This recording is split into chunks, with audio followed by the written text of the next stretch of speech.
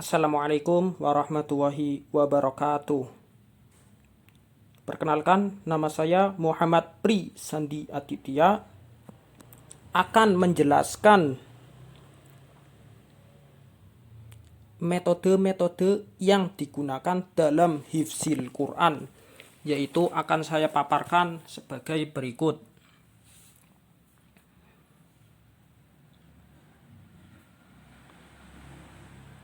Ya, yang pertama itu ada metode tikrar. Yang mana metode ini adalah dengan cara membacakan terlebih dahulu ayat yang dihafal secara berulang-ulang hingga anak menguasainya. Setelah berulang-ulang tersebut dapat dikuasai, maka berpindahlah ke ayat yang selanjutnya.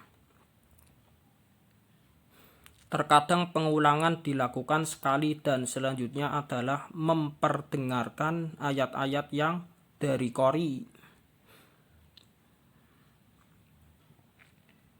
yang dihafal melalui rekaman bacaan ayat tersebut. Dari qori-qori ternama di dunia. Yang kedua itu ada metode isyarat. Gerakan isyarat. Metode gerakan isyarat. Metode ini berhasil menjadikan anak ahlul Quran sejak usia 6 tahun. Metode ini pun cocok untuk anak yang mempunyai daya konsentrasi pendek dan tidak bisa diam. Metode ini menarik bagi anak yang kurang tertarik dengan lafaz ayat yang dihafalnya.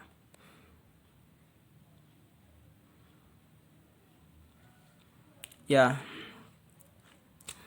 ketika menggunakan metode ini pun guru harus benar-benar bisa memahamkan secara baik dan benar makna dari ayat yang dihafalkan tersebut.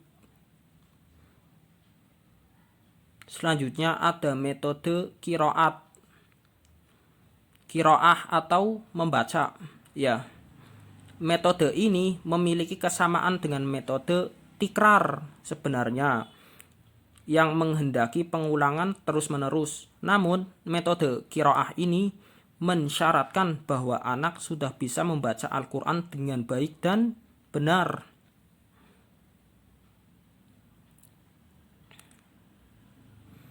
Dengan kata lain, anak menghafal sendiri dengan membaca ayat Al-Quran yang dihafalnya tersebut secara berulang-ulang. Jadi, harus bisa membaca Al-Quran dengan baik dan benar. Dan diulang-ulang sebanyak mungkin. Selanjutnya ada metode dengar anak sebayanya. Metode mendengarkan anak sesama penghafal Al-Quran sebanyaknya. Ya, yaitu suara teman itu suara orang yang lebih tua ataupun suara dari orang yang populer. Komponen yang harus diwujudkan adalah tersedianya suara hasil rekaman. Bagi anak, rekaman sebagai hal pokok. Teknik menirukan dari kelompok anak yang bersuara dan bacaan yang baik. Jadi harus menirunya. Selanjutnya ada metode tasmi. Ya, metode ini sering digunakan oleh seorang penghafal Al-Quran dengan cara mendengarkannya. Metode ini dilakukan dengan mendengarkan ayat-ayat Al-Quran yang akan dihafal, baik seorang hafiz maupun didengar melalui elektronik seperti handphone, laptop, netbook, dan sejenis lainnya. senada dengan yang dikatakan oleh Kamil, ayah dari Hafiz Indonesia yang pernah tampil di TV. Beliau menceritakan bahwa membiasakan yang sering dilakukan dengan cara memperdengarkan ayat-ayat tersebut. Ya, selanjutnya ada metode murojaah. Metode ini dengan cara mengulang kembali hafalan yang pernah dihafal, dengan tujuan agar hafalan tetap terjaga. Maka diulang-ulang terus dengan cara saling simak menyimak antar teman juga bisa, ataupun dengan cara memegang mushaf secara sendirian.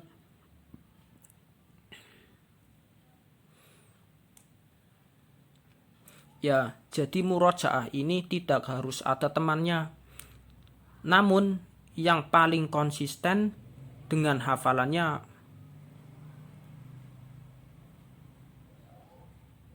Selanjutnya ada metode jamak. Jamak itu berarti menghafal Al-Quran secara bersama-sama. Gunanya adalah sebagai rasa semangat untuk bersama-sama untuk menghafalkannya.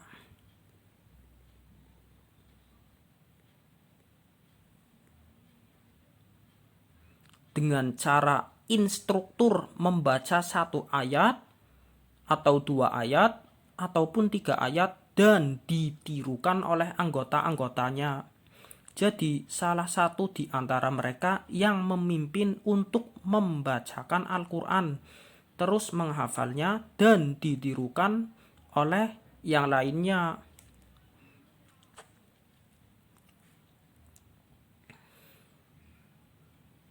Selanjutnya adalah metode kitabah.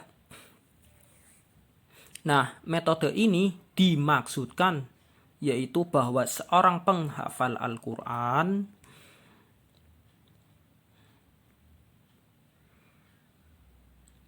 jika bisa, dia harus menuliskan apa yang telah dihafalnya. Gunanya apa sih metode ini? Nah, metode ini sebagai cara untuk mengingatnya dengan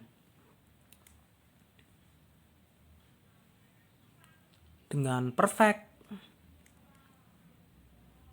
Ya, jadi biar dianya itu mengingat makin kuat dengan cara menulisnya kembali di secari kertas. Sekian dan terima kasih. Wassalamualaikum warahmatullahi wabarakatuh.